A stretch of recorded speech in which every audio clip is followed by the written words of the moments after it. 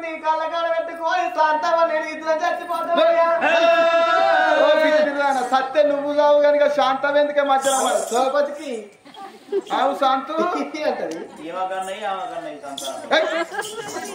ఫలం శాంతవ కనీక ఫలం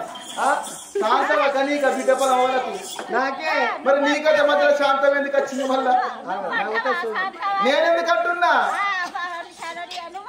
నాకు అమ్మమ్మ ఆమెకు నానమ్మ మరి ఆమెనే అంటుంది గట్లెందుకు అంటున్నావు శాంతమ్మ అంటున్నావు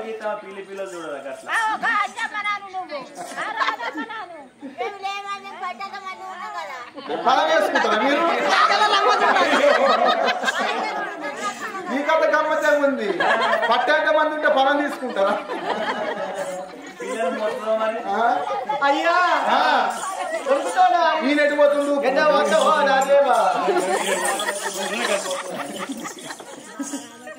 బిడ్డ